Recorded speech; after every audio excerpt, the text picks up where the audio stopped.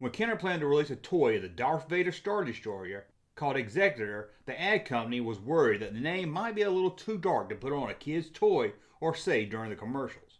So the ad company came up with about 153 names that they could use to market the ship. Starbase Malevolent, Black Coven, Habiasis 7, and Cosmo Curse. Yes, Cosmo Curse.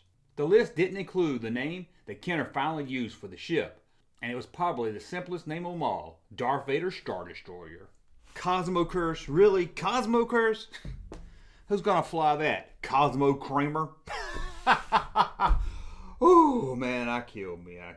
Okay, let's look at number 2 of the fun Kenner Star Wars facts. Let me check my notes here.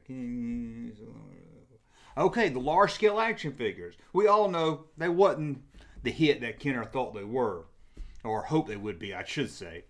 They didn't sell well and they got canceled fast. Now, JCPenney's released 2 exclusive figures first, R2 and 3PO. They did hit the market in 1979, but they were first available in the JCPenney Wish Book. When it came to the 2 droids, which one do you think sold the most? Probably not too shocked here, but R2-D2 outsold C-3PO. Out of the 2 droids, JCPenney's reported that 13,400 of C-3PO were sold, but R2-D2 hit 14,000. This isn't really that shocking here. I mean, the R2's always been a fan favorite, and it just looks like you could have the R2 and not have the rest of the large scale line, and it would look pretty cool and fun to play with.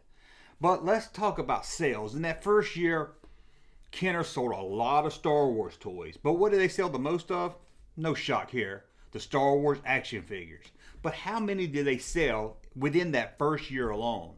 Kenner reported that they sold 42,322,500 toys that first year. By all those toys, the action figures were the best seller. Kenner reported within the first year they sold 26,106,500 of the action figures. And that was just the first year. You got to think most of those figures, although released in the first year, kept being released over and over and over again until at least 1984.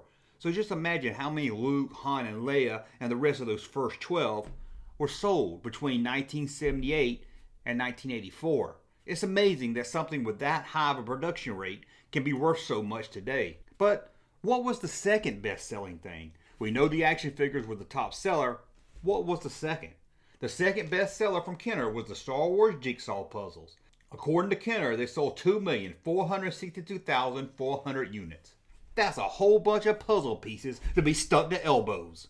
Didn't you hate that? You put a puzzle together and there's always one piece you couldn't find, and you look for it, you're like, I need one more piece of this puzzle. And then later you find that it's stuck on your elbow, or I guess right next to your elbow. I don't want somebody in the comments to say, technically that's not your elbow's here, and you're pointed to your calf muscle. Okay, no, it's not that either. Okay, let's get back talking to the toys. In 1980, Kenner was getting ready to design the AT-AT Walker toy. AT-AT, not AT, not A. Let's get back talking to the toys. In 1980, Kenner was getting ready to design the AT-AT Walker toy. AT-AT Walker, not AT-AT Walker. Anyway, they had one little problem. How did action figures or characters in the movie get into the AT-AT? Of course, you had the cockpit area that opened up where the pilots all sat. That was simple. But Kenner couldn't just release it like that. They had the big old side. They had to have figures get inside this thing. But how? They looked at production photos. They couldn't find any doors on the thing.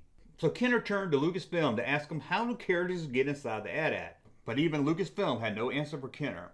Well, they invented their own door, the side hatch that will lower down, where you could put the figures inside for a little playset area. So let's look at number 7, role-playing set. This is where you get some kind of little plastic gun or belt buckle and stuff where you could dress up like a hero from a TV show or a movie. A lot of times, if it was like a TV show, it would have the name of the TV show on it. You know, like you would pull out a fake badge and it would say TJ Hooker on it, or whatever the name of the show was. So I guess that's also the name of the character, so not too far-fetched. But Kenner looked at doing 2 of these. The first one is probably the best one here, is for Return of the Jedi.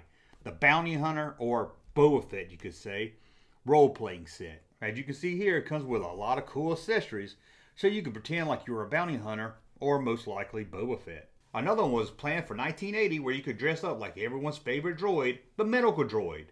21B. I don't know about you, but every kid I ever talked to in life wanted it to be 2-1B. Number 8, a little odd one here. For years in the collector's market, you heard of a variation of Chewbacca action figure that was quite rare to find. Green limb Chewbacca. It was a Chewbacca with green arms. Could this really be? Is there a variant? Did Kenner or one of the sub companies make a Chewbacca figure with green arms? It can't be true, can it? The green arm Chewbacca has been found loose and on card. But was it really a variant? I'm sure you wouldn't be fooled by these photos. The arms would just fade to a darker green color over time. Being that the arms were made out of different material than the chest, a lot of times the arms would change colors. It's not a variant. It's just a fading of the color over the years. Yeah, believe it or not, people actually debated or thought this was a variant for years. But I think we all come to accept now, mostly thanks to stuff like eBay and people be able to take pictures of stuff a lot easier than just saying, here, hey, I saw a Chewbacca with green arms at a toy show. So I think now we've all come to accept that this is not a variant. Number 9, Kenner makes a promise. But does it keep it? In 1995, Kenner released the Classic Edition 4-pack.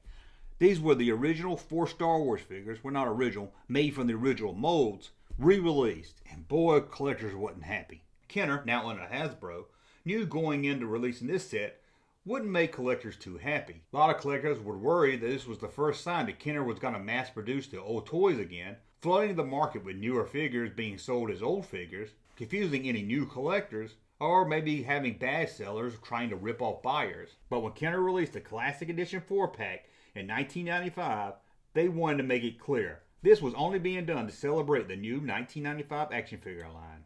Kenner only made a limited number and only sold them at Toys R Us. To even make it clear to collectors on the back of the box, Kenner wrote that this was a strictly limited release. No worries, right? Strictly limited. Okay, maybe for that 4 set, but as you can see, we have the retro line out now, but I guess those are strictly limited also because you couldn't find them at the store most of the time unless it was that Tarkin board game. That was all over the place. But did you walk into a store and see a Boba Fett on a shelf? Or on a hanging peg, I should say. Number 10, let's look at the final one from the Kenner Star Wars Facts. Now this one we're going to go back to 1984 for Toy Fair. And Kenner had a lot of Star Wars toys on display by 1984. And they were all standing up on, here I'll show you. As you can see, they're all standing up being shown off. Except for one figure. The new free figure of 1984 sat there on a throne. This chair display was made out of balsa wood and styrofoam.